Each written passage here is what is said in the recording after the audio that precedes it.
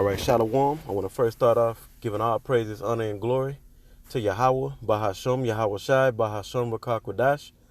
Double honor to the apostles and elders of Great Millstone, the men that taught us this truth through the Spirit. And peace and blessings unto the elect of the nation of Israel, which is us so-called Negroes, Latinos, and Native Americans. We make up the biblical 12 tribes to the nation of Israel. This is the brother Abadia from the GMS Houston camp. And I got a couple of articles that I'm going to go into, and I'll quote a few basic scriptures that we all know. So, this is going into one of the hot topics, which is there's a shortage on the meat production, and the meat that's in the certain grocery stores, Wendy's, and other places. Prophecies are springing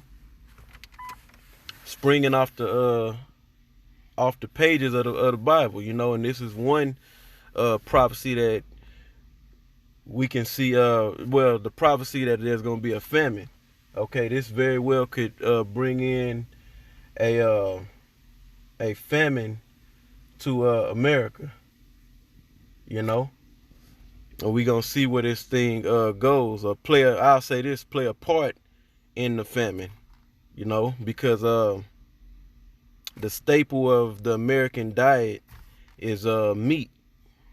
Okay, the main course of American diet is eating a bunch of meat. All right, so let's get into it. This is from Business Insider. This was put up by a female named Katie Taylor yesterday at 3:15 p.m. It says the American meat shortage is pushing prices to unprecedented heights. Here's how it could affect your grocery bill. And let's just read, and I'll read what I believe is appropriate. So I may jump around, I may just read through. It says a trip to the grocery store is about to get more expensive if you have meat on your shopping list. And yes, when people go to the grocery store here in America, meat is always on the shopping list, majority of the time, unless you're going to pick up a few items. Okay, and meat is already expensive.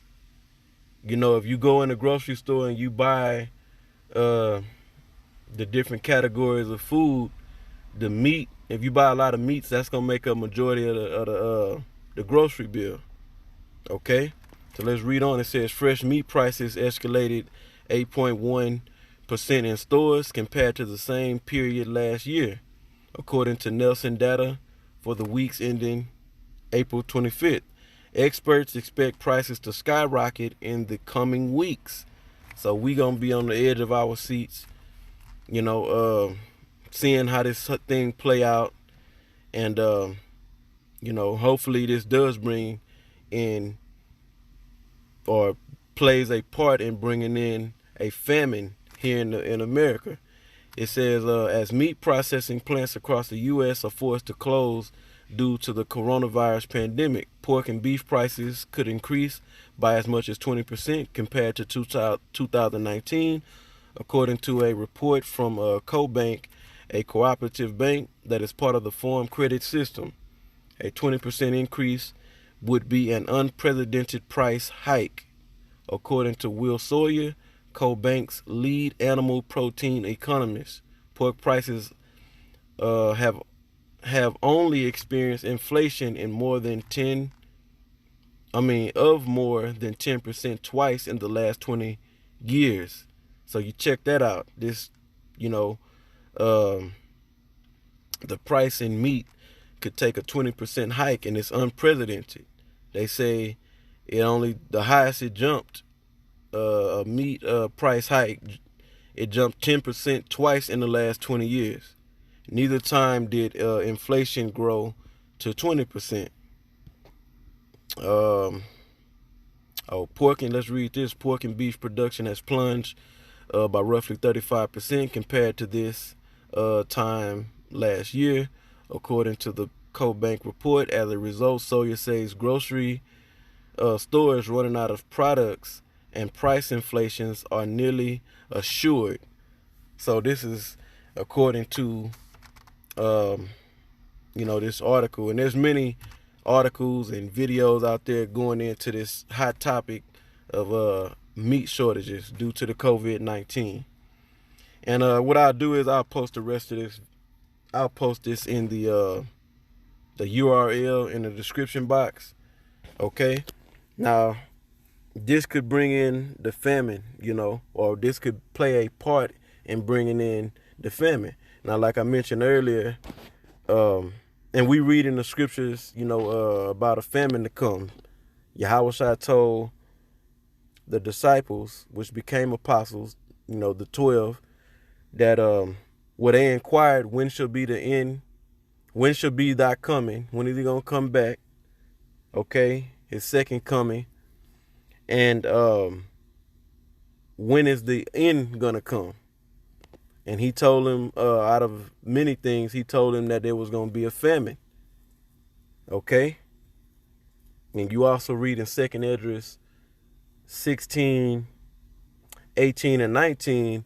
It tells us the beginning of sorrows, part of the beginning of the sorrows of this world, which we pretty much in the beginning of sorrows.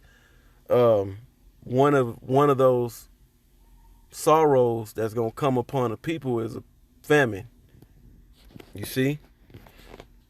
Now from here, let's go to this article, because like I said earlier, and I believe I didn't finish my sentence.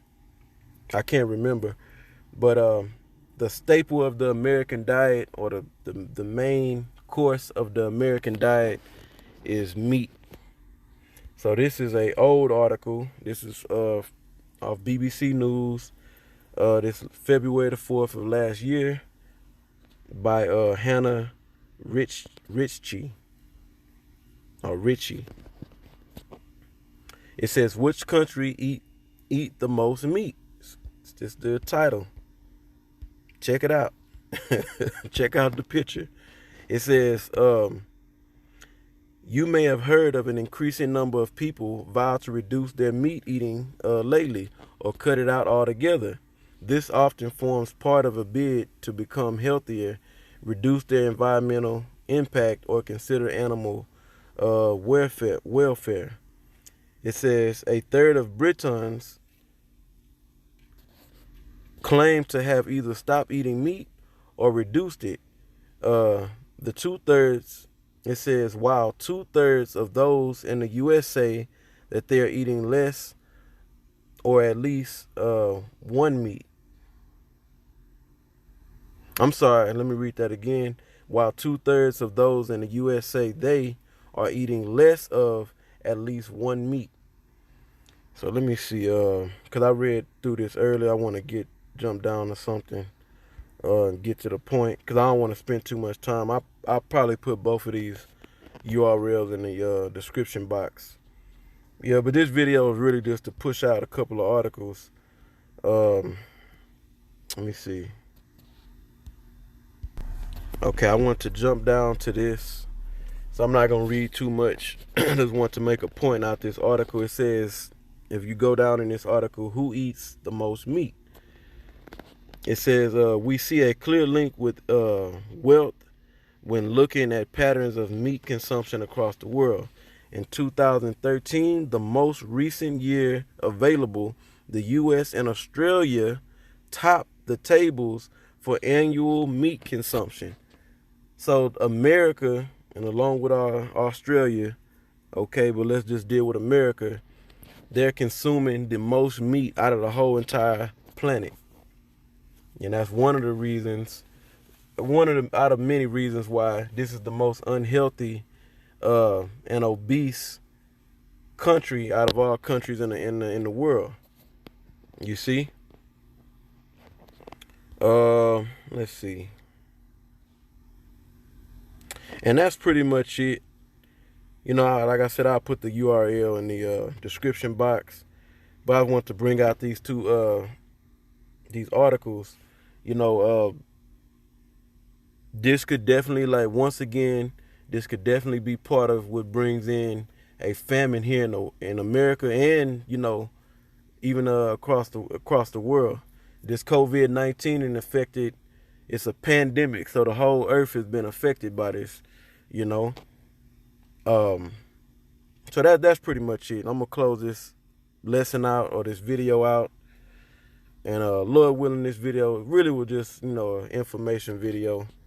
But I still say, Lord willing, it was edifying and exhorting onto the spirit. Because we looking for these prophecies to come to pass, especially the major two prophecies that must come to pass before we are delivered out of this captivity, which is the mark of the beast being made mandatory for the people to take. Okay, which is the RFID microchip, and we read about that in Revelation 13, starting at the 16th, going into the 17th verse. Okay, and also a third world war. We read in the scriptures in Revelation the 16th chapter, it talks about the war of Armageddon. So that war of Armageddon is a third world war that's going to have it to where America gets wiped off the map by thermonuclear destruction. Okay? And that's going to take Esau, the so-called white man, who's ruling his present day kingdom, out of power. So we looking for we looking for this shit to pop off. Meaning chaos to pop off, more chaos. It's chaotic right now, but we looking for all hell to break loose. Lord willing, the Most High. Well, the Most High is gonna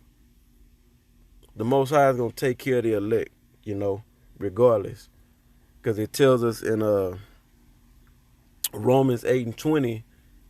Tells us in Romans 8:20 that the creature was made subject to vanity, not willingly, but by Him that subjected the same in hope. So the elect have been subjected in hope, or subjected under faith. So there's no way that the elect can, or their faith will be broken, But yeah, of course we got to do particular things and build up our faith. It just ain't we're not gonna just be able to flip on a light switch when all hell break loose. We gotta stay diligent, pray, and just stay diligent in this work and pray, and our faith will be built up more than what it is. So Lord willing, this video was edifying again. I want to give all praises, honor, and glory to Yahweh, Bahasham Yahweh Shai, Bahasham Rakakwadash. Double honor to the apostles and elders of Great Millstone, the men that taught us this truth through the Spirit. And peace and blessings unto the elect of the nation of Israel. Shalom.